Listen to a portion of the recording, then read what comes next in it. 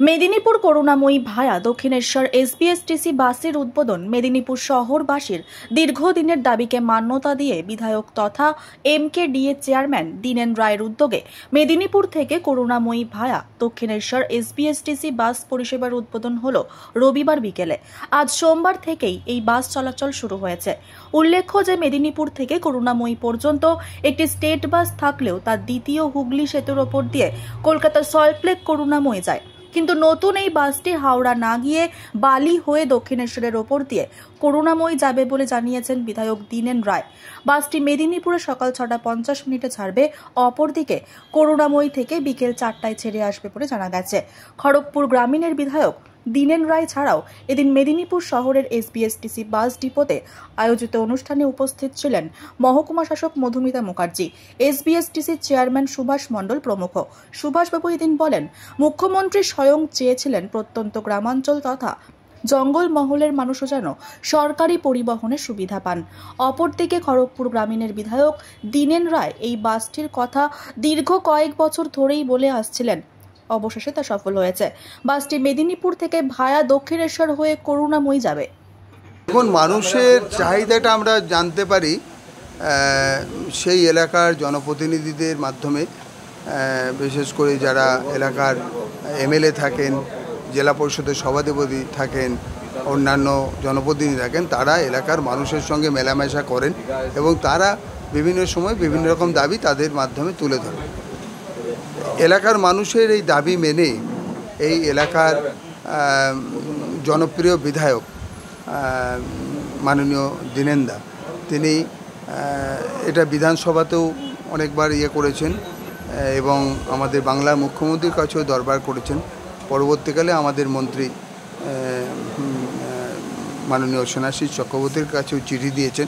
সেই চিঠি আমার কাছে তো এসছে এবং আমার সঙ্গে টেলিফোনে বারে বারে কথা হয়েছে। উনি এলাকার পুরো ব্যাপারটাকে তুলে ধরেছেন যে এখানকার তো মধ্যবিত্ত, নিম্ন মধ্যবিত্ত প্রচুর মানুষ কলকাতায় দক্ষিণেশ্বর যাওয়ার বা বিভিন্ন জায়গায় ইচ্ছা থাকে, তা সেইগুলো পূরণ করার জন্য আমার এসি বাস দরকার নেই, আমার সাধারণ একটা বাস নন এসি হলেও আমাদের উপকার হবে। এবং আমরা দীর্ঘদিন চেষ্টা করছিলাম, কারণ আমাদের অনেক রকম থাকে, প্রবলেম থাকে, সেগুলোকে কোন রুট, একটা নতুন রুট চালু করতে গেলে অনেক ভাবনা চিন্তা করে সেই রুটটাকে কন্টিনিউ করতে হবে। সেই মতো আমরা করে দেখলাম যে এটা আমরা পুজোর আগেই চালু করব এবং আমরা সেই বার্তা দীনেনদার কাছে পৌঁছাই। দীনেনদাই সমস্ত কিছু আয়োজন করেন এলাকার মানুষদের সঙ্গে। আজকে দেখলেন তো সমস্ত জনপ্রতিনিধি ছিলেন, আমাদের প্রাক্তন বিধায়ক প্রদ্যুৎবাবু থেকে শুরু করে এসডিও ম্যাডাম, আরটিও সাহেব এবং পৌরসভার ভাইস চেয়ারম্যান থেকে সব কাউন্সিলররা, পঞ্চায়েত সমিতির সহসভাপতি থেকে অনেকেই ছিলেন। এবং আমরা এসে মানে এই অনুভব করলাম যে এত মানুষের এইটা ছিল, ইচ্ছা ছিল যে একটা জনপ্রিয় রুট, এই রুটটাকে আমাদের বজায় রাখতে হবে, দীর্ঘদিন যাতে গাড়িটা চলে তার ব্যবস্থা করতে হবে। কারণ বাংলার মুখ্যমন্ত্রী যে ইচ্ছা, যে গ্রামগঞ্জের মানুষ, জঙ্গলমহলের মানুষ, তারাও যাতে সরকারি পরিবহনের সুযোগ সুবিধাটা পায়, সেই ইচ্ছাকে মান্যতা দিয়েই 11 সাল থেকে চেষ্টা করে করে আজকের দিনে প্রায় সাউথ বেঙ্গল 650-700 রুট এবং বাস চালাতে সক্ষম হয়েছে। এবং প্রত্যন্ত জঙ্গলমহলের মানবাজার, বান্দোয়ান থেকে আরম্ভ করে ঝাড়গ্রাম থেকে শুরু করে সমস্ত ক্ষীরপাই, এইসব জায়গায় মানুষ কিন্তু এই পরিষেবা পাচ্ছে। এইসব জায়গায় আমাদের ডিপো তৈরি হয়ে গেছে, বর্তমানে বেলদাতেও আমাদের ডিপো তৈরি হয়ে গেছে। আগামী দিনে আরও কয়েকটি জায়গা, সবং টবংয়ের জায়গা আমাদের ডিপো তৈরি হচ্ছে।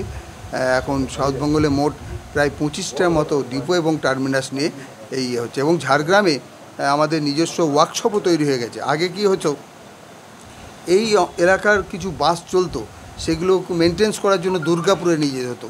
তার জন্য একদিকে তেলের খরচা তো হতোই, অন্যান্য নানা রকম ব্যাপার ছিল, দেরি হতো। এখন কিন্তু ঝাড়গ্রামেই আমাদের 3টে ডিভিশনে 3টে ওয়ার্কশপ তৈরি হয়ে গেছে। সমস্ত জায়গায় টায়ার প্ল্যান্ট বসে গেছে এবং যে টায়ারগুলো তৈরি হচ্ছে এই সব করার জন্য, সেগুলো আমাদের সমস্ত নিজস্ব 3টে ডিভিশনেই তৈরি হচ্ছে। এবং সেন্ট্রালি যে ছিল দুর্গাপুরতে আরও শক্তিশালী করা হয়েছে, নিজস্ব বাস বডি তৈরি হচ্ছে, এবং মেনটেন্স তো আগের থেকে খুব ভালো হয়েছে, পরিষেবা পাচ্ছে। আগামী দিনে আরও নতুন রুট চালু হবে, আরও নতুন, ইতিমধ্যে পরিবেশ বান্ধব গাড়ি প্রায় প্রথম ফেজে আমরা 60টি পেয়েছিলাম, পরবর্তীকালে আমরা 30টি পেয়েছি, তার পরবর্তীকালে আমরা 90টি পেতে চলেছি। এবং ডিজেল বাসও তার সাথে সাথে প্রায় 106টি গাড়ি আমরা পেতে চলেছি। এর মধ্যে কিছু গাড়ি 15 বছর বয়স হয়ে গেছে, সেগুলো আমাদের কন্ডেমেশনে চলে গেছে, কারণ গভর্নমেন্টের যে রুল আছে 15 বছর বেশি গাড়ি চালানো যাবে না। আমরা সেটাকে মান্যতা দিয়ে 15 বছর গাড়ি হলেই সেটাকে আমরা বসিয়ে দিচ্ছি। এবং সাউথ বেঙ্গলের বর্তমান স্বাস্থ্য অনেকটা ভালো হয়েছে। বাংলার মুখ্যমন্ত্রীর যে ইচ্ছা ছিল যে তোমাদেরকে সব কিছু দেওয়া হচ্ছে, তোমরা রুটগুলো নিজেরা অপারেশন করো এবং নিজের পায়ে দাঁড়াও, সেই জায়গায় কিন্তু আমরা বিভিন্ন জায়গায় কস্ট কাটেল করেছি। অনেক বাজে খরচা ছিল বিভিন্ন জায়গায়, বাড়ি ভাড়া টাড়ি ভাড়া থেকে শুরু করে বাজে খরচা অনেক ছিল, সেগুলোকে পুরো কাটেল করে দিয়ে প্রায় 6 কোটি টাকা বাৎসরিক সেভ করতে পেরেছি।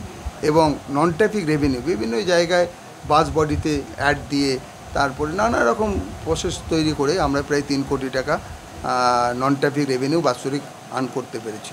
এর ফলে সাউথ বেঙ্গল আস্তে আস্তে একটা ভালো জায়গায় পৌঁছাচ্ছে। বাংলার মুখ্যমন্ত্রীর যে ইচ্ছা সব কিছু, এবং মুখ্যমন্ত্রী বলেছেন ভাড়া বাড়বে না, কিন্তু কেন্দ্রীয় সরকার বারে বারে ডিজেল পেট্রোলের দাম বাড়িয়েছে, তার সত্ত্বেও মুখ্যমন্ত্রীর ইচ্ছা যে ভাড়া 1 পয়সা বাড়বে না, জনগণকে পরিষেবা সাউথ বেঙ্গল দেয়, এটা সকলেই জানে।